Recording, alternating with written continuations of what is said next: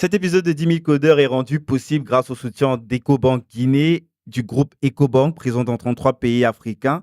Alors, qui dit banque mobile dit forcément plus de possibilités et de facilités pour tout le monde. Et c'est justement ce qu'offre, entre autres, cet établissement financier via son application EcoBank Mobile App, téléchargeable sur Android et sur iOS. Qui que vous soyez ou quelle que soit votre banque, tout le monde peut accéder aux services numériques instantanés d'EcoBank, comme par exemple envoyer de l'argent à n'importe qui en un instant et depuis votre mobile, acheter sans espèces en magasin et à distance avec EcoBank Pay, payer toutes vos factures sur votre mobile rapidement et facilement. Vous avez juste à ouvrir un compte Express en un instant sur votre mobile, même pas besoin de papier à remplir. Et de là, vous pouvez lier une carte Mastercard ou Visa, quelle que soit la banque. Je vous recommande d'aller télécharger dès aujourd'hui EcoBank Mobile App sur Google Play ou App Store. Merci à EcoBank Guinée de faire parler 10 000 codeurs et pour son soutien fidèle à l'émission. Voilà, 3, 2, magique. Je suis Guy Berthold Tégueux et j'ai le plaisir de vous présenter le podcast 10 000 codeurs. L'émission qui met en lumière les jeunes, les experts et les sponsors acteurs de la triangulaire de notre modèle d'éducation et d'insertion de la jeunesse africaine dans les métiers du numérique. Je vous proposerai sous forme d'interviews sans filtre de rentrer dans leur histoire, dans leur quotidien. L'objectif sera de favoriser partout en Afrique l'insertion professionnelle et l'employabilité des jeunes et des femmes en apportant une qualification dans des métiers créateurs de valeur liés au numérique. Je vous serai très reconnaissant de partager ce podcast autour de vous, de laisser une évaluation 5 étoiles avec un gentil commentaire sur iTunes. Ça aide énormément à monter dans les rankings et donc d'être découvert par de plus en plus de gens. Bienvenue sur le podcast 10 000 codeurs. Bonjour tout le monde pour ce énième épisode de 10 000 codeurs et je suis avec une perle aujourd'hui. Il s'agit de Kadiatou qui est une des têtes essentielles de 10 000 codeurs en Afrique, notamment en Guinée, Conakry. Tu me corriges? Oui, c'est bien ça. République de Guinée, Conakry, tout à fait, parce qu'il y a beaucoup de Guinée et effectivement, nous, c'est Guinée-Conakry. Ouais, je précise le Conakry justement pour que les gens ne se pètent pas. Alors, Conakry, c'est la capitale. Donc, c'est la capitale. Normalement, on dit juste la Guinée, oui, voilà. République de Guinée, mais voilà, je précise Conakry voilà, pour ceux qui... ouais. Mais sinon, oui, on dit raison, Guinée, la République de Guinée. Et tout à fait. Pour celui qui a bien appris sa géographie, quand on dit République de Guinée, il s'agit de Guinée-Conakry. Exactement, parce que sinon, on dit pas Côte d'Ivoire, Abidjan, on dit pas Sénégal, Dakar, tu vois. Donc, voilà, c'est ça, effectivement. Donc, Kadiatou, est-ce que tu peux peut-être, pour commencer, te présenter, comment est-ce que toi, tu te présentes aux gens pour la première fois lorsque tu les rencontres pour la première fois? Qu'est-ce que tu dis? Comment est-ce que tu parles de toi? Parce que j'imagine que ça doit être très, très compliqué de présenter les 10 000 projets sur lesquels tu bosses. Qu'est-ce que tu mets en avant en premier? Déjà, bonjour Guy, bonjour à tout un chacun.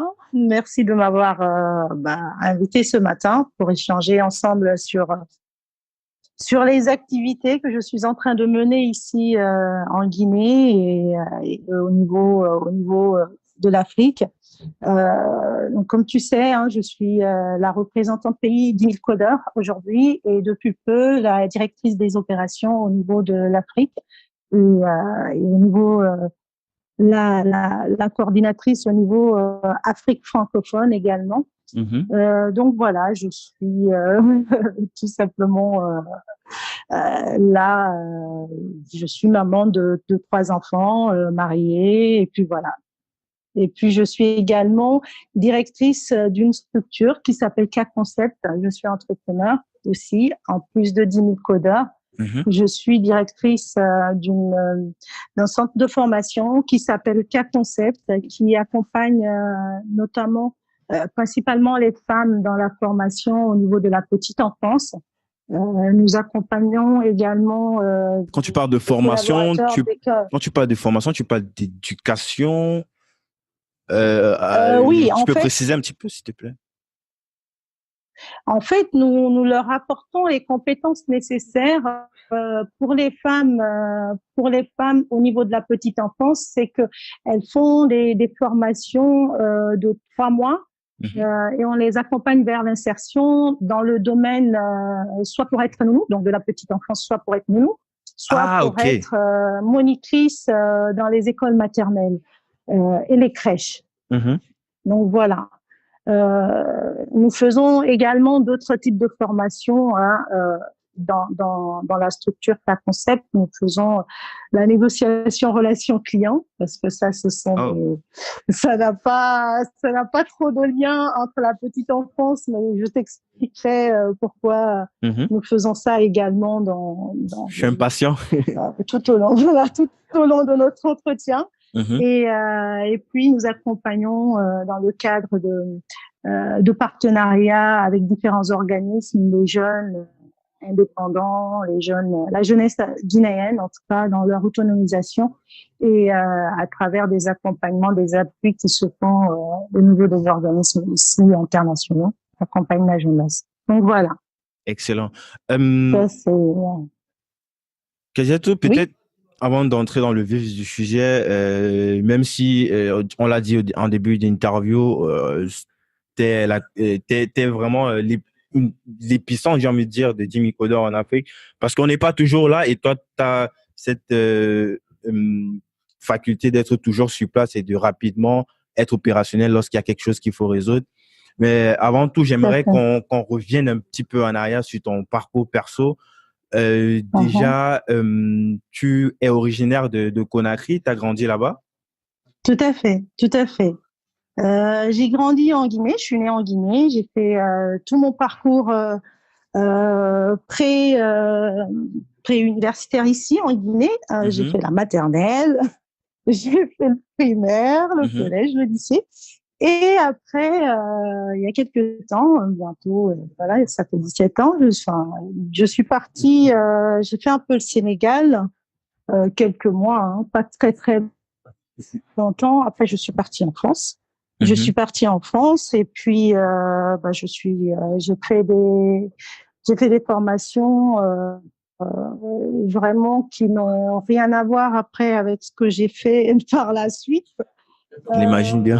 J'ai fait de la voilà, donc j'ai fait des formations en tant qu'assistante RH, j'ai fait de la formation en aménagement. Après, j'ai travaillé dans les assurances et les mutuelles. Ok. Et à chaque fois, c'était quoi quand tu fais par exemple des formations sur tout ce qui est aménagement et comment tu tombes vers ça? C'est une opportunité? Comment est-ce que ça se passe? Ah bah c'est un choix. Donc j'ai fait une formation en alternance avec l'AFTEC Mhm, au niveau de pendant un an avec une entreprise de services aux entreprises. Et puis ensuite j'ai intégré après cette formation-là en tant qu'assistante RH, j'ai intégré la première compagnie d'assurance parce que durant mes études, mon job d'étudiant était téléconseillère, tu vois, ce genre de choses. Donc, je connaissais plus tout ce qui était commercial. Donc, du coup, l'opportunité s'est présentée pour moi d'intégrer que- une entreprise dans le domaine des assurances. J'ai commencé par là, puis ensuite j'ai intégré une autre entreprise de mutuelle. mhm. Euh, et puis après, j'ai atterri dans la banque pour finir. Et c'était quoi ton rôle dans une banque, tout en sachant que je pense pas que tu avais une formation spécifique de la banque, même si dans les assurances, vu que les banques vendent aussi des produits d'assurance, euh, Mhm.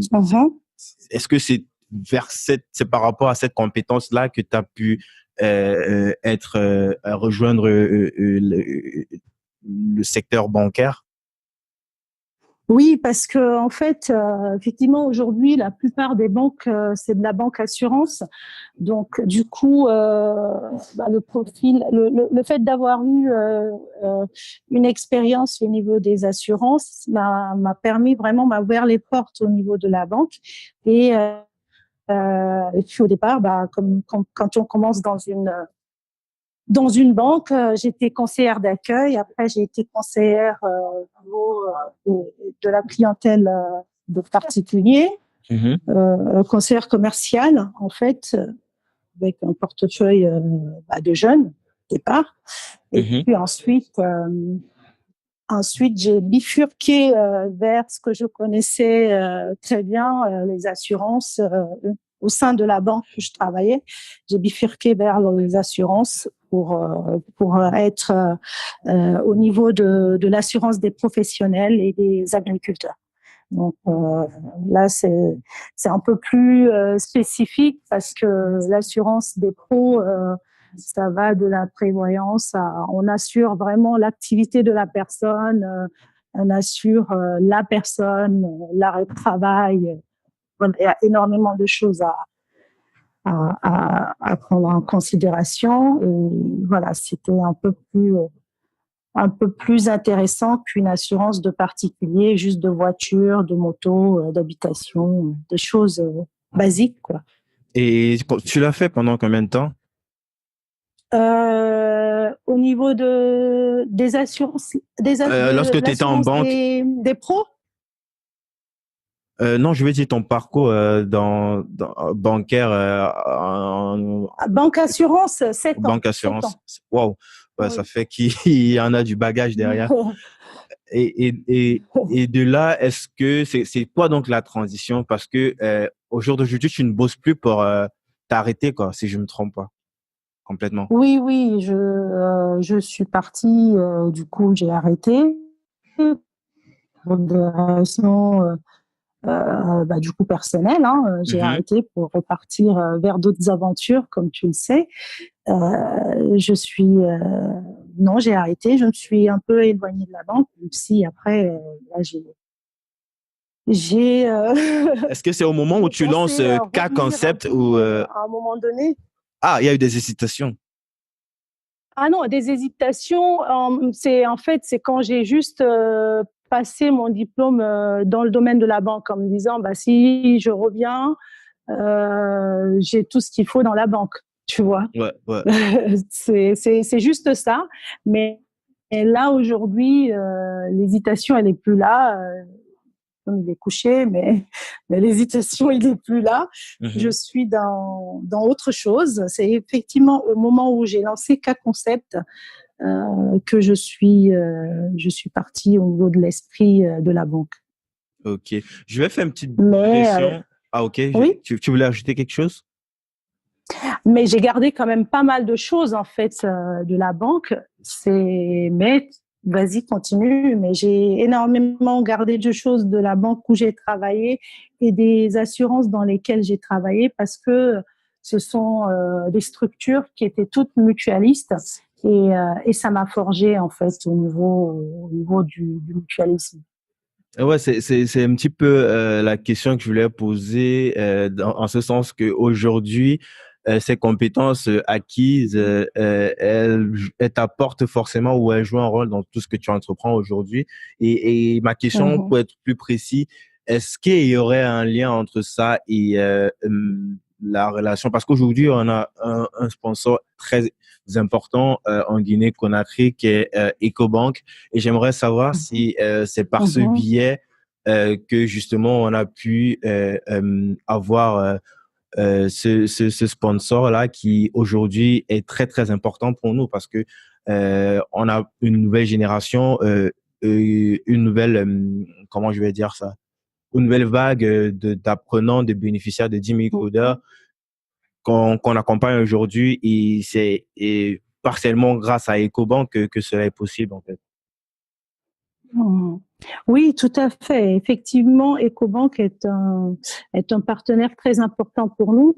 Nous, on s'est tourné naturellement vers EcoBank parce que déjà, euh, c'est une banque panafricaine Et le fait en fait d'avoir travaillé dans des structures mutualistes qui menaient des actions sur le territoire, par exemple la banque dans laquelle je travaillais, tout ce qui était tous les bénéfices qui rentraient dans la banque étaient réinvestis sur le territoire. Enfin, l'épargne des personnes qui étaient sur le territoire, on prête pas de l'argent à quelqu'un qui est moi, mon département, c'est l'Ille-et-Vilaine, par exemple. On ne prête pas à quelqu'un qui est je sais pas, dans le Val d'Oise. On va pas lui prêter de l'argent alors que c'est l'argent de l'Ille-et-Vilaine. Tu vois, donc c'est vraiment investi sur le territoire. Et Ecobank, le fait d'être panafricain, en fait, ils œuvrent dans ça. Tout ce qui est, c'est quelque chose en fait qui prouve leur côté mutualiste, leur côté implication dans l'évolution et dans l'accompagnement des personnes qui sont sur le territoire. Ils veulent l'évolution de la société, de là où ils sont, en fait. Ils agissent comme ça. Et c'est ce qui nous a tourné vers eux, naturellement. Et après, ça suivit parce que le taux de bancarisation est quand même assez faible ici. Il y a des choses à faire. Il y a énormément de choses à faire pour sensibiliser la jeunesse dans ce domaine qui est amené à évoluer tous les jours. Et puis les jeunes qui sont là aujourd'hui, qui sont tous tournés vers le numérique, Ecobank qui se tourne aussi vers la digitalisation de la banque, fait que naturellement ils ont accepté notre partenariat et ils nous accompagnent pour cette première cohorte guinéenne qui fait notre fierté aujourd'hui. Ah, c'est très intéressant tout ça. Donc, pour revenir donc sur c'est qui occupe tes journées aujourd'hui, on a parlé du cas concept que tu as un petit peu défini dès le départ, qui accompagne, qui a un double rôle, qui accompagne d'une part, c'est de la formation, tu as dit, mais de la formation pour des formateurs, des éducateurs et voilà, des éducateurs. C'est de la formation continue, d'une part, que nous faisons dans les écoles pour les maîtres, les maîtresses et les moniteurs. Et là, on est où? Est-ce qu'on est juste en France ou en France et en Guinée? Dans quel sens? Là, c'est en Guinée. Là, c'est en Guinée. En fait, nos actions aujourd'hui au niveau de cas concept, c'est en Guinée. C'est en Guinée, c'est de l'économie sociale et solidaire. Hein. Voilà, nous travaillons beaucoup avec les écoles publiques qui sont quand même qui n'ont pas vraiment les moyens de financer ce genre de projet. Donc, du coup, nous avons des actions que nous avons mises en place pour pouvoir accompagner les écoles publiques, et nous travaillons également avec les écoles privées qui, eux, peuvent plus facilement accompagner. Mais c'est pas évident parce que c'est difficile de convaincre un employeur aujourd'hui dans l'éducation d'investir sur son salarié, alors que dans les banques, dans les grosses structures, forcément, tous les jours, il y a des formations et des formations et des formations, que ce soit dans les banques ou chez Orange ou je ne sais dans quelle autre structure. Et tu ne penses pas que c'est peut-être un problème et dans les écrits? Je pense pas que c'est peut-être un problème de moyens, comme par exemple Orange qui a beaucoup plus de gros moyens pour pouvoir financer cela. Les autres petites boîtes, même si c'est essentiel, hein, c'est très, très essentiel. Je dis pas que c'est pas important, au contraire. Au monde d'aujourd'hui, c'est la formation continue qui va permettre de pérenniser son activité et de développer les compétences, d'innover, de pas juste rester dans l'ancien monde. D'innover, parce qu'on est dans un monde qui change. Voilà, on est dans un monde qui change, qui évolue tous les jours. Donc, il faut, même nous, personnellement, nos besoins, nos envies, il y a tout qui change tous les jours. Donc, voilà, le besoin qu'on avait, l'envie qu'on avait il y a 5 ans, c'est plus la même chose aujourd'hui. Donc, du coup, même hier, hein, même hier. Effectivement. Du coup, au niveau des écoles, le gros souci, c'est la sensibilisation des parents parce que voilà, ça leur fait forcément un coup. Et s'ils demandent aux parents de rajouter ne serait-ce qu'un euro ça leur pose problème, alors que voilà, c'est essentiel pour que les enfants puissent acquérir les bonnes compétences pour pouvoir transmettre les connaissances aux enfants. Il faut que les maîtres soient aptes à pouvoir transmettre ce genre de choses. Et c'est quoi Le gros problème de la scolarité ici aujourd'hui en Guinée, c'est ça. Oui. Donc, c'est quoi donc la valeur ajoutée? Parce que tu l'as dit justement, le gros problème, c'est le fait que, contrairement aux grosses boîtes comme Orange et tous ces licornes, on ne va pas tous les citer ici, les établissements, les petits établissements ou les moyennes, ils n'ont pas forcément les moyens de faire financer ces compétences que toi tu apportes, ces compétences que tu as mis des années et des années pour acquérir. Qu'est-ce que tu rapportes? Est-ce qu'au niveau, par exemple, de la qualité de cette formation que tu apportes, il y a au niveau du prix, un petit peu comme ce qu'on fait avec 10 000 codeurs, on forme des personnes qui sont vraiment au même level que ceux qui sont ici en Occident, sauf que au niveau pricing, il n'y a pas comparaison, quoi. Ceux qui viennent ici, ils sont obligés de payer très cher pour pouvoir avoir ces compétences-là. Et nous, on donne ça à ces jeunes-là pour, j'ai envie de dire, pour pratiquement rien. Parce que ce qui est payé, en fait, n'est pas proportionnel au temps et à la qualité de la compétence qu'on leur donne, tu vois. J'aimerais en savoir pour K Concept, est-ce qu'on est sur un concept pareil d'apporter cette compétence à haute valeur ajoutée pour des prix qui raisonnables. ouais, raisonnables, qui sont pas des parce que raisonnables.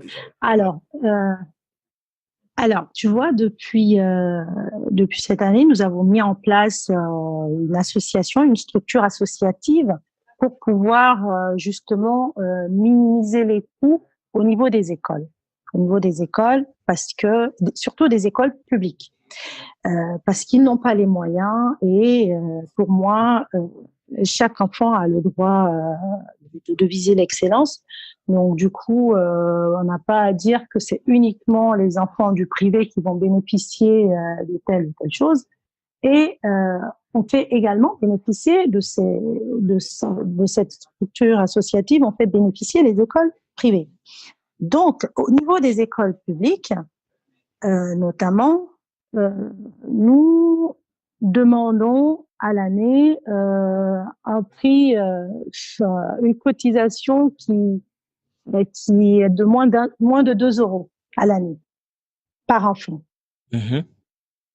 D'accord? Et les personnes qui forment, c'est le programme que l'on donne, ce sont des personnes qui ont exactement le même niveau que là-bas en France, parce que ce sont des enseignants qui sont au lycée français et qui ont un parcours, en tout cas, qui ont fait le parcours de l'école française et qui ont de véritables compétences. Et le programme, il est vraiment tourné vers l'idéal, en fait, de se dire qu'un enfant guinéen dont les parents décident d'immigrer demain en France ou en Allemagne, je ne sais où, qu'il n'ait pas de difficulté à s'adapter, tu vois. Mais la question que les gens vont se poser sûrement, c'est, mais ces personnes, tu peux avoir une motivation pendant un certain temps, mais si économiquement, c'est pas viable au vu du temps et de l'énergie que ça a pris pour acquérir ces compétences-là, ces personnes, peut-être sur le long terme, ne vont pas rester. Je veux dire, comment est-ce que ces personnes restent motivées à allouer de leur temps pour venir transmettre à ces jeunes ces compétences-là? Il y a pas mal de bénévoles, en fait, des jeunes retraités des jeunes retraités qui font du bénévolat. Ils demandent à être logés, nourris, et puis voilà. Mais nous, ce qu'on fait, c'est du transfert de compétences. Tu vois, l'année dernière, notamment, la chose la plus évidente que je vais te dire, c'est que l'année dernière, on a fait venir une dame pour former les nounous, parce qu'en CAP petite enfance. Donc, elle est venue, elle a fait son année de formation, et puis après, dans le groupe, les jeunes les femmes qui étaient formées, parce que c'est beaucoup des femmes, hein, c'est même il y a des hommes? des femmes. Ah, c'est que des femmes. Il n'y a pas d'hommes, voilà, c'est que des femmes. Donc là, dans le groupe, j'avais identifié une jeune dame qui était devenue du coup, qui s'est mise vraiment à côté de la formatrice, qui sortait du lot un peu, et qui a aussi un parcours de directrice d'école. Elle avait quand même fait assez de choses. Elle est en plus formatrice en anglais dans quelques écoles ici privées. Donc, je lui ai proposé de prendre le relais, la suite de cette personne-là à son départ. Donc, tu vois, en un an, nous avons réussi à transférer les compétences. Donc, elle est partie. Et celle qui est restée, ça devient une formatrice locale avec comment dirais-je, avec un salaire un peu moins conséquent. Et mais qui reste là, qui reste connecté au monde qui l'entoure, quoi. On va pas dire, c'est pas le même niveau de vie ici en Occident. Oui, c'est pas pareil. Le salaire, il est certes plus bas, mais le loyer, il est pas de 1500 € comme à Paris, quoi.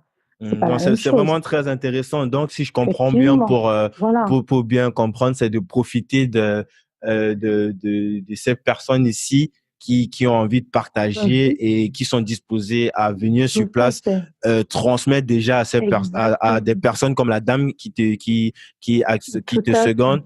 Et lorsque ce transfert de connaissances est fait, cette dame-là, demain aussi, pourra probablement aussi faire un transfert de connaissances localement et comme ça, c'est très, très, très intéressant. Je n'avais pas vu les choses comme ça. Exactement. Et ouais, c'est vraiment, c'est un modèle à copier. C'est vraiment on le fait un petit peu, non, avec 10 000 codeurs. C'est l'idée. Oui, c'est ce qu'on fait. Il y a plein de formateurs.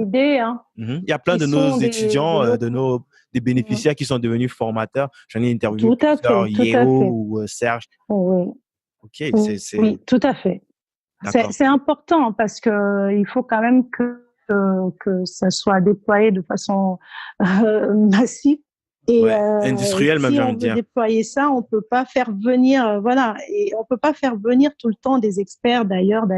Après, pour justement rester dans la continuité, ces formateurs-là aussi, on leur apporte quand même de temps en temps une piqûre de rappel. Eux aussi, ils font de la formation continue par des maîtres formateurs et ainsi de suite. Donc voilà, donc à ce niveau-là, ça c'est au niveau des écoles. Autrement, au niveau donc des fameuses nounous qui sont en formation là, elles, nous les accompagnons vers l'insertion au niveau des familles, pour qu'elles puissent, plutôt que de vendre des arachides au bord de la route qui rapportent zéro quasiment, qui même si elles se débrouillent, elles font quelque chose, mais l'idée c'est de bosser intelligemment et efficacement, quoi. C'est ce que toi tu apportes justement. Voilà, c'est pour pouvoir vraiment leur permettre d'être un peu plus autonomes et d'avoir un salaire un peu plus correct que le revenu qu'elles se font en faisant le petit commerce sur le bord de la route. C'est vraiment intéressant. Retrouver un peu de dignité, en fait. C'est très, très, très intéressant, Kadiatou. On va parler de Jimmy Koda tout à l'heure, mais avant, je sais pas, est-ce que tu pourrais nous dire, parce que on aura forcément aussi des auditeurs qui sont directement sur place en Guinée-Conakry qui seraient potentiellement intéressés par ça. C'est des dames, des jeunes femmes, des jeunes filles. Comment est-ce que elles font? Est-ce qu'il y a une structure en place? Est-ce que peut-être il y a des bureaux ou peut-être un site internet? On parle de digitalisation. Est-ce qu'il y aurait un site internet de cas concept où elles pourraient se renseigner, avoir plus d'informations sur Alors, les inscriptions? pour l'instant, il n'y a pas de site internet. Mais c'est quelque chose qu'il faut, voilà, quand je dis ça, on me dit, mais 10 000 codeurs, c'est quoi ton truc, là? Non, c'est test and learn, test and learn. Il y avait une phase sûrement de test et puis le projet, tu vois qu'il est viable et tu mets tout en place, quoi. Même les grosses boîtes, elles le font.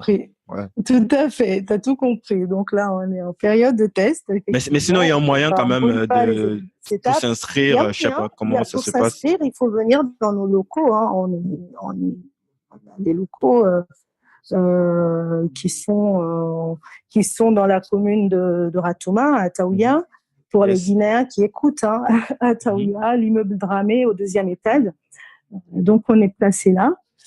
Les jeunes femmes, tu vois, hier typiquement et aujourd'hui, il y a des jeunes femmes qui vont, une nouvelle cohorte qui va commencer le 11 à se former, le 11 décembre. Elles sont en train de faire leur test parce qu'on sélectionne quand même et puis on fait des entretiens parce que ce sont des personnes qui vont être envoyées dans des familles, donc il faut quand même faire assez attention. On fait des enquêtes de moralité, on regarde un peu, on essaie de voir comment la personne se présente. Et puis après, c'est pas de la discrimination qu'on fait, mais si la personne, malgré quelques apparences un peu qui sont pas, par exemple, qui s'habillent avec des tenues un peu pas très adéquates. Il y a aucun sujet, il y a même pas de sujet de discrimination, Kadiatou. Il s'agit de l'éducation de l'enfant, c'est quelque chose de très délicat. Exactement. Ça peut pas être ouvert à tout le monde. C'est très délicat, on prend pas n'importe qui. Donc voilà, on essaie vraiment de prendre des personnes qui sont consciencieuses et qui ont envie vraiment de faire ça comme métier, parce que il y a beaucoup de personnes, même dans l'enseignement, qui se tournent ici vers ça aujourd'hui en disant en attendant. Parce que j'ai rien trouvé à faire. Parce que j'ai rien trouvé. Tu vois, et nous, c'est beaucoup trop délicat pour prendre n'importe qui. Exactement. Tout à fait. Bah, je partage complètement. Pas dire en attendant. Parce que même avec 10 000 codants, on le fait. Hein, c'est pas parce que tu veux. Absolument. Ouais, parce qu'il y a des tests de logique, par exemple, à 10 000 codeurs, si tout le monde peut le faire, mais il faut un minimum de Douglas, comment il dit ça, pour quelqu'un qui est normalement constitué. C'est le thème qu'il employait dans l'interview. Absolument. L'interview qu'on avait, c'est le thème qu'il avait employé dans notre interview. Normalement constitué, ça devrait le faire, mais malheureusement, tout le monde n'est pas forcément normalement constitué. Mais pour la majorité des gens, c'est intéressant tout ça. Donc, on va parler des 10 000 codeurs et avant, j'aimerais que tu nous parles un petit peu de comment est-ce que la rencontre s'est faite avec Douglas. J'aime bien poser cette question là aux experts qui interviennent ici parce qu'à chaque fois, il y a toujours une histoire rocambolesque qui sort. Il y a un mec qui m'a agressé par derrière et puis il a commencé à me piquer son produit et tout. Il avait les yeux tout grands. J'aime bien poser cette question là. Et il a dit bah oui, c'est une question qui est assez spéciale, mais bon, effectivement, il faut quand même, elle mérite d'être posée, hein, Guy, elle mérite d'être posée. Yes. Moi, j'ai rencontré Douglas la première fois il y a quand même quelques années de ça. C'était en 2005 ou 2006, je crois, un truc comme ça. Ça commence à faire un peu longtemps parce que la rencontre avec 10 000 codeurs s'est faite avec le comment dirais-je, le papa de 10 000 codeurs s'est fait donc en 2006, mais avant ça, c'était dans le cadre d'un échange scolaire que j'ai rencontré la maman d'10 000 codeurs. Donc c'était il y a 23 ans, 24 ans de ça. Wow. Dans le cadre comme quoi les échanges scolaires, ça marche, hein, ça fonctionne. Parce que mon école, mon collège à l'époque ici a fait un jumelage avec le Sénégal et puis une amitié est née parce qu'on est parti au Sénégal et on a été accueillis à la Teranga vraiment par les Sénégalais dont Fanta Biandou du coup et depuis on s'est plus lâché, hein. Donc, Fanta Je ne suis Biando, plus qui est lâchée. La femme de Douglas Biando, donc De pour mettre les gens dans Douglas le contexte. Biando. Voilà Et pour les personnes qui comme nous, ne on aime les connaissent pas. synonymes, le synonyme qu'il avait employé Exactement. dans notre interview, c'était mon totem, qui est le totem de Douglas. Voilà, c'est exactement ça. C'est le même totem. C'est le même totem. Donc, du coup, depuis, voilà, tu sais, on a des amis comme ça aussi. C'est bizarre parce qu'on fait des choses ensemble, on vit nos vies familiales, les moments heureux et malheureux, moins heureux, on les vit ensemble. Et puis, d'un coup, on ne sait pas ce que la personne fait, on ne sait rien, tu vois. On ne Yes. sait rien de ce que la personne fait, mais on connaît nos vies privées. Yes. Et là, d'un coup, l'année dernière, il y a 2 ans à peu près, je dis à Fanta, je vais aller, je reviens en Guinée, je vais aller porter un projet là-bas. Donc, je lui ai parlé de cas concept, de mon projet et tout ça.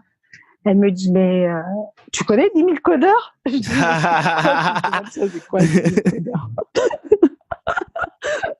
Elle me dit, Douglas, il a fait une association qui s'appelle 10 000 codeurs. Et puis elle me parle de 10 000 codeurs. Elle me dit, il se déploie en Afrique et comme on se connaissait très bien, là, il n'y a pas besoin d'enquête de moralité parce que depuis le nombre d'années, parce que toute personne qui rentre dans 10 000 codeurs, il y a quand même, que ce soit les experts ou autres, il y a quand même une enquête de moralité qui se fait, se renseigne, il y a des entretiens, il y a beaucoup de choses. Mais bon, comme ça faisait des années et des années que nos moralités, nous connaissons les uns des autres, ce qu'on valait un peu en termes de valeur. Quand elle m'a parlé de ça, j'ai tout de suite, c'était inscrit dans mes valeurs en fait. Le fait de la bienveillance, de l'accompagnement des jeunes, de l'insertion, de tout ce qui est conseil, vraiment changer la vie des jeunes, ça me parlait. Et puis, avec Douglas, on a échangé là-dessus. Il m'a demandé. Et voilà, j'ai quand même eu un entretien un peu plus formel avec lui. Et puis là, on a dit, à partir du mois enfin, 2018, en mai, juin, on est parti dans le mouvement d'Unicodeur Guinée. Et puis, on a lancé le 18 septembre notre première rencontre entre 10 000 codeurs Guinée. Et puis, c'est parti comme ça. Voilà. Ça, c'est l'histoire de ma rencontre avec 10 000 codeurs. Maintenant, pour entrer un petit peu dans l'opérationnel, est-ce que tu peux nous dire un petit peu c'est quoi aujourd'hui ton rôle de terrain, principalement en Guinée-Conakry pour commencer et plus généralement en Afrique? Alors, aujourd'hui, principalement en Guinée, c'est vraiment... Tout le temps, je fais que Guinée-Conakry et tu ne me corriges même pas. Tu dis, hey, c'est Guinée, c'est République de Guinée. Alors, non, je t'ai corrigé. Alors, c'est toi qui n'entends pas, Guy, parce que quand moi je répète, je dis juste Guinée. Je rajoute pas Conakry.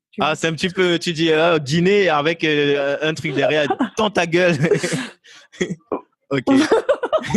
J'ai jamais dit ça, mais bon. Si tu le dis, c'est que tu le penses. Alors, donc, mon action aujourd'hui en Guinée, c'est vraiment d'aller à la rencontre de la jeunesse. Donc, rencontrer les jeunes, les écouter, leur donner les informations nécessaires sur 10 000 codeurs, leur expliquer, les sensibiliser sur les métiers du numérique, leur expliquer comment ils peuvent bénéficier de ce programme-là, les accueillir lors des challenges 10 000 codeurs dans nos locaux pour leurs différentes vidéos, faire des entretiens individuels avec eux, faire les tests de logique avec eux. Et puis, voilà, ça, c'est au niveau de la jeunesse. au niveau maintenant des partenaires, c'est aller vers les partenaires, taper à la porte pour leur expliquer c'est quoi 10 000 codeurs, les sensibiliser à accompagner cette jeunesse-là, leur expliquer que voilà, il y a des centaines et des centaines de jeunes qui attendent, qui font la queue, qui sont à la porte, qui veulent intégrer le programme 10 000 codeurs et qui souhaiteraient être soutenus par les institutions. Mmh. Donc voilà, au niveau de la Guinée, ce sont les actions que je mène et on organise des événements dans les événements, les rencontres 10 000 codeurs, quoi, que tu connais dans les différents pays. Ce sont les rencontres qu'on fait. Et au niveau des experts, est-ce qu'il y a quelque chose où toi aussi tu interviens peut-être sur le terrain, je sais pas trop, peut-être directement en Guinée, pas forcément aussi en Occident?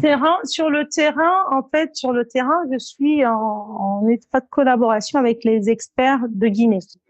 Les experts guinéens qui veulent intégrer le réseau 10 000 codeurs, ils travaillent avec moi pour déjà pour que je leur explique, enfin qu'ils souhaitent intégrer, je leur explique et puis je suis un peu ils m'apportent les connaissances, les compétences parce que chaque expert a son domaine de compétences, donc ils viennent en support et on travaille en complémentarité pour pouvoir avancer. Et quand il y a des experts qui viennent, par exemple le dimanche, il y a Guy qui va venir. Bon, Guy, lui, il est au niveau Afrique aussi. Non, pas Guy, pardon. Roger. Je t'ai déjà dit, il y a un deuxième Guy dans le truc. Ouais, l'expert comptable, l'expert comptable de. L'expert finance, voilà, de 10 000 Ah, expert financier. Ouais, et aussi oui, de Mokhtar. Et comptable, oui, effectivement. Donc, il vient dimanche, il repart lundi. Tu vois, il est en train de faire sa petite tournée par là. Donc, il vient dimanche et on va rencontrer le project manager du CNUD. On va rencontrer les jeunes et voilà, il va expliquer aux jeunes le modèle économique de 10 000 codeurs et il va essayer de sensibiliser en fait parce que chaque expert peut venir en appui à chaque fois qu'il y a je dirais pas une difficulté mais en tout cas à chaque fois qu'il y a besoin, il vient apporter sa part d'explication sur l'attente des personnes qui sont en demande. Yes. Donc voilà. Ça, c'est mon lien avec les différents experts. Et il y a Alpha aussi, notre expert Alpha Diallo, qui a intégré le réseau d'experts depuis peu, qui lui forme nos jeunes Guinéens et qui travaille, lui, qui est coaché de près par Douglas et avec qui il travaille tout le temps. Et lui, il est en train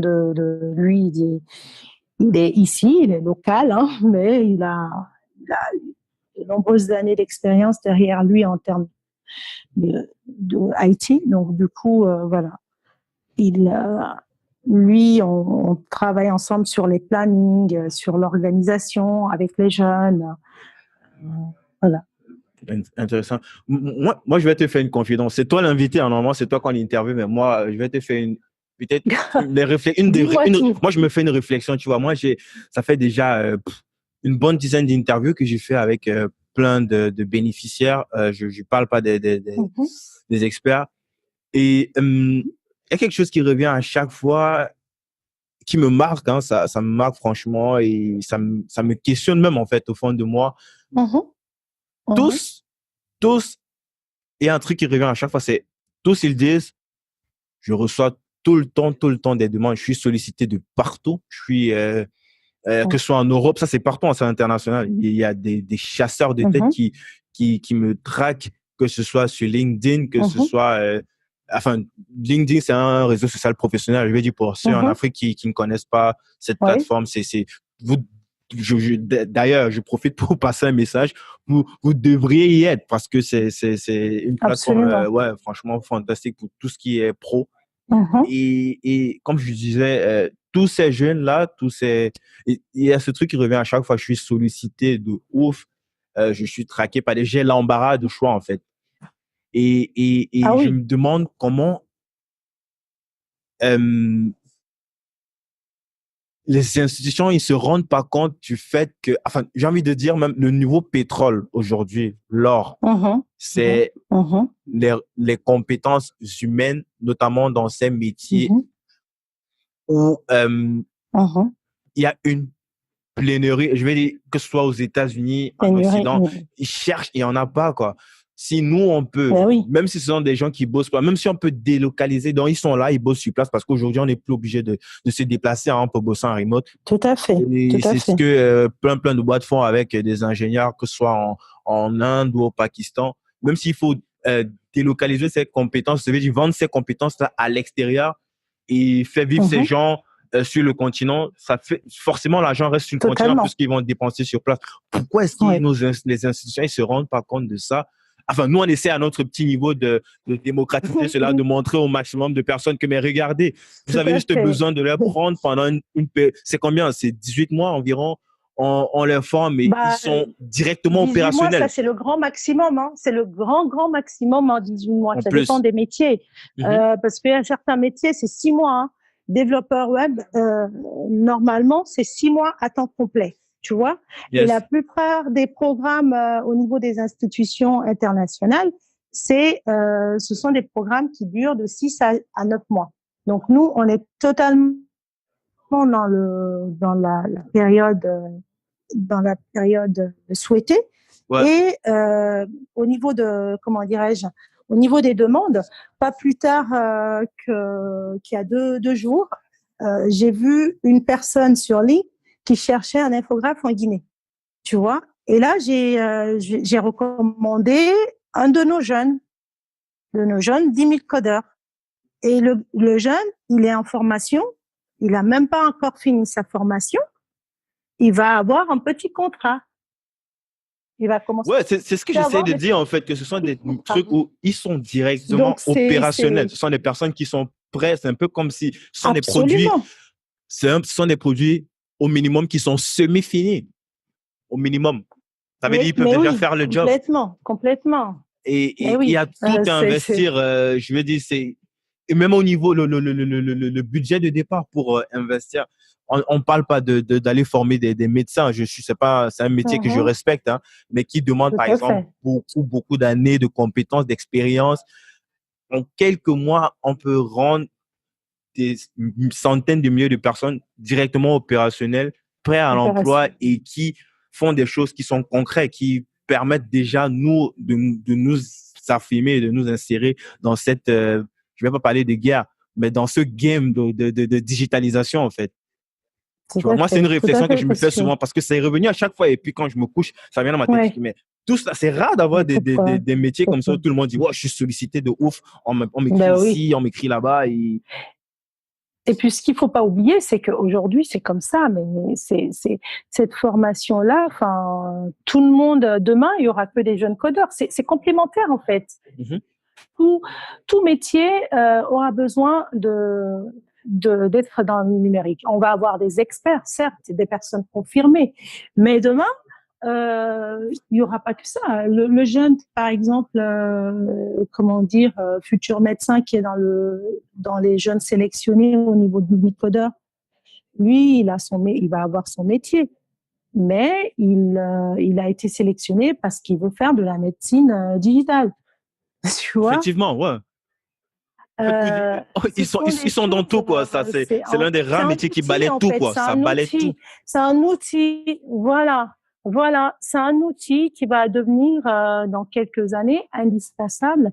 Et si on ne prend pas le train maintenant, on sera en marge, malheureusement, encore une fois. On Ouais, va rester sur le quai, on va attendre et voir passer. c'est assez Oui, particulier quand même. C'est assez particulier parce que là, on parle pas de quelque chose où on doit déployer, je sais pas, une énergie, considérer un ordinateur, une connexion Internet, des grands frères et des grandes sœurs bienveillants ouais, qui ont envie de transmettre. Et puis c'est tout. Il y a pas, on ne ouais. demande pas de construire un building de je sais combien d'étages.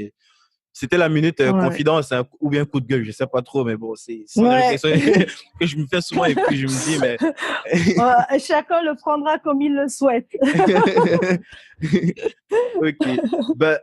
Kadiatou, dis-moi, bon, Donc, pour revenir encore sur notre sujet, toi, c'est quoi ta vision de Jimmy Coder pour les prochaines années, pour à moyen et long terme, d'ici, disons, partons sur l'horizon qui était fixé dès le départ, 2015-2025. Comment tu vois Jimmy en Coder? 2025, moi, en 2025, je vois nos 10 000 jeunes formés en Afrique. En 2025. Après, à horizon 2030-2035, je vois les 10 000 dans chaque pays. Ça, c'est une évidence parce que ça va se faire, parce que les jeunes, ils sont en demande. Il y en a énormément. Il y a des enfants qui sont en train de grandir aussi, qui n'ont pas encore, qui ont 14, 15 ans aujourd'hui. Dans 10 ans, dans 5 ans, ils en auront 20, tu vois. Et à 20 ans, dans le monde dans lequel on est, qui évolue tous les jours en termes de digitalisation, ils vont forcément certainement s'intéresser à ces métiers-là. D'autant plus qu'il y a beaucoup plus de sensibilisation. Jimmy Coder sensibilise beaucoup la jeunesse. Donc, du coup, un jeune sensibilisé dans tel pays, c'est le même qui va aller sensibiliser son petit frère. Donc, les 10 000 jeunes qui seront formés au niveau de l'Afrique, ils vont aussi être dans le mode give back. Ils vont être dans le mode retour de ce qu'ils ont reçu des grands frères et des grandes sœurs que nous sommes. Ils vont aussi redonner. Donc, si chacun redonne ce qu'il a reçu à ses petits frères et petites sœurs, je pense que là, les 10 000 seront atteints très vite dans chaque pays. Ça, c'est ma vision. Yes. Est-ce que tu aurais quelque chose peut-être avant qu'on conclue, à dire, peut-être un message à l'endroit de ces jeunes, ou 3 messages même, j'ai envie de dire, c'est quelque chose que je fais beaucoup. Je fais ça beaucoup ces derniers temps avec les invités que j'ai eu précédemment. J'ai 3 messages qui s'adressent aux 3 cibles de 10 000 codeurs, les jeunes, parfois en perte de repères et qui ont juste parfois besoin juste de quelqu'un qui va leur dire, va leur donner l'information, tu vois. Parce que c'est parfois ça, chacun fait ce qu'il veut à la fin. On n'est pas là en donneur de leçons forcément, mais au moins on donne les éléments, on donne les armes à chacun pour pouvoir décider de ce qu'il fait, de son avenir, de ce qu'il a comme outil pour pouvoir donner un cap ou un sens à la suite de sa vie. Est-ce que tu aurais un message pour ceux-là, ces jeunes-là, pour d'autre part, pour des experts qui ont des compétences, qui veulent transmettre ou qui sont dans cette phase où ils ont ça dans la tête, mais ils savent pas, ou bien ils savent pas qu'il existe des supports comme Jimmy Coder qui peuvent les aider dans cette transmission, dans ce processus de transmission là. Et le troisième canal, c'est aux acteurs sponsors, potentiels sponsors, des gens qui ont les ressources, tu vois, et vu que on connaît tous notre continent, c'est parfois le bordel et tout, et cette structure, il faut le dire aussi, il faut le dire. Faut le dire, c'est pas, il y a des choses, surtout pour quelqu'un qui a vécu longtemps en Occident, il revient. C'est pour ça qu'il y en a plein sur la majorité, qu'ils arrivent, ils restent quelques temps, ils se découragent et puis ils repartent parce qu'ils s'attendent à trouver des structures qui sont déjà mises en place comme ici en Occident. C'est pas le cas, quoi. C'est autre chose. Il faut un autre état d'esprit. Pour moi, oui, c'est sûr. Il faut un autre état d'esprit pour pouvoir faire fi de ça et parler le langage du territoire où tu te trouves parce que tu n'es pas en Occident. Tu dois parler avec le langage de là-bas. Dans le troisième canal, c'est le message à ces institutions qui veulent peut-être faire les choses, mais qui ne comprennent rien, qui ne comprennent pas ce langage-là. Ils ont besoin de quelqu'un qui va traduire pour eux le langage local, quoi. En mode terre à terre, quoi. Est-ce que tu auras un message pour ces 3-là? Peut-être on commence par les jeunes. Oui, pour les jeunes, de toute façon, la jeunesse africaine, de toute façon, elle est pleine de potentiel. Elle est à la recherche d'une véritable écoute. Et nous, 10 000 codeurs, on est là pour ça. Je voudrais les rassurer, en fait, parce que ce sont des jeunes en qui on croit. On sait qu'ils ont de la valeur. C'est, comme il dit Douglas, c'est du diamant brut. Sinon, on va les polir et on va les mettre, on va les valoriser et on va leur donner un peu plus envie de rester sur le territoire et de ne pas chercher à partir par tous les moyens.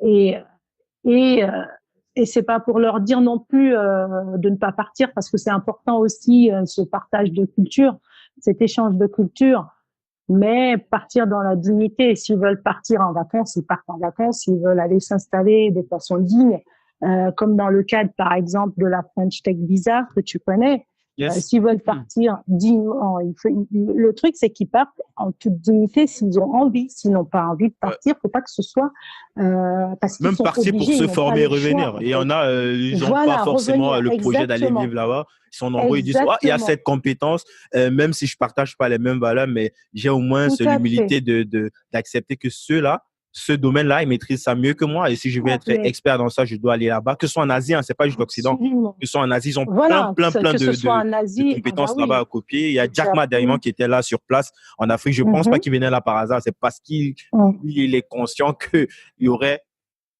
quelque chose à Il y a du exploiter. potentiel. Il y a du potentiel. Exactement. C'est ça. Donc, Exactement. on doit pas Donc, avoir c'est honte d'aller se surtout former ça. là-bas et revenir, quoi. Tout à fait, tout à fait. Et c'est important d'ailleurs, parce que ça permet aussi une ouverture d'esprit. Tu vois, on n'est pas. C'est comme partout, hein, on a peur de l'inconnu. Donc, si on s'est pas frotté un peu à l'inconnu, on peut pas savoir. On peut pas savoir ce qu'on. Comment dire, pas ce qu'on vaut, mais on peut pas savoir ce que l'autre vaut si on s'est pas frotté à l'inconnu. Donc ça, c'est très important. Donc moi, je voudrais rassurer cette jeunesse-là, leur dire s'ils ont besoin de développer leurs compétences, qu'ils n'hésitent pas à nous rejoindre, parce on est là pour eux, pour les écouter, pour les accompagner. Et puis voilà, nous sommes des grands frères et grandes sœurs qui sont très bienveillants. Toute personne qui rentre dans 10 000 codeurs se retrouve dans ces valeurs-là. Donc, les jeunes se retrouveront certainement dans ces valeurs. Les jeunes que nous et qui seront avec nous, nous leur transmettrons, parce que ce sont des enfants, hein, on va leur transmettre aussi certaines valeurs. Et puis, on va non seulement les enseigner la technologie, mais on va leur transmettre certaines valeurs aussi. Donc, il y a cet aspect-là. Pour ce qui est des experts, donc les experts qui sont effectivement qui sont en demande, qui souhaitent apporter quelque chose à cette jeunesse africaine-là, nous, on a les portes qui sont totalement ouvertes. S'ils se retrouvent dans nos valeurs, tout ce qu'on a cité depuis le début, eh bien, qu'ils n'hésitent pas à prendre contact avec nous. On sera heureux de les recevoir. Et puis, en dernier, les institutions. Les institutions, eh bien, écoute, ce sont les plus importants aussi ici, même si les jeunes sont beaucoup plus importants, eux, ils font partie de l'importance aussi, parce que nous sommes fixés en fait pour mission de développer les compétences des jeunes africains en Afrique, pour leur permettre en fait d'exercer ces compétences dans leur pays, ici, tu vois. Donc, si on s'est fixé ça comme objectif, eh bien, je pense que les institutions, eux, leur grande guerre aujourd'hui, c'est de faire ce genre de mission. Ils se sentent vraiment missionnaires de quelque chose, d'accompagner la jeunesse perdue ici. Eh bien, nous, on est là, on est opérationnel. Nous avons fait quand même une phase pilote avec 75% de taux de réussite d'insertion. Eh bien, s'ils sont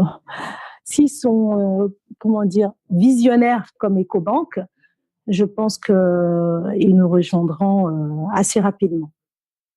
En tout cas, j'en suis convaincue que ceux qui se retrouvent dans toutes ces valeurs-là vont nous rejoindre sans hésiter. Merci beaucoup, Kadiatou. Merci pour cet échange. On a parlé, Je t'en on a prie. parlé de plein de choses. On s'est pris la tête entre guillemets. On a fait des enfin, moi, j'ai fait des coups de gueule entre guillemets aussi. Euh, est-ce qu'on t'écrit sur LinkedIn? C'est comment ça se passe aujourd'hui si on va entrer en contact avec toi? Eh bien, qu'on m'écrive sur LinkedIn, c'est K Sego. K, Mhm. comme la lettre K, Dans et l'Instagram. Sego, S-E-G-A-U-D. S-E-G-A-U-D, on m'écrit sur Link, et puis voilà, je suis ouverte à accueillir les nouvelles personnes qui s'intéressent à nos différents programmes, Top. parce que, Donc, voilà. Oui, dis-moi. sinon, il y a aussi un webinaire qui a été enregistré aussi, où Oui. on présente dans le détail ce qu'est 10 000 codeurs et Mhm. ce que chacun, en tant que potentiel acteur, soit un expert, un sponsor ou un bénéficiaire, ce que lui, il aurait à gagner à rejoindre ce collectif, cette association. Est-ce qu'on a une association même? Tu vois, je pose des questions, je me renseigne sur notre identité en pleine interview.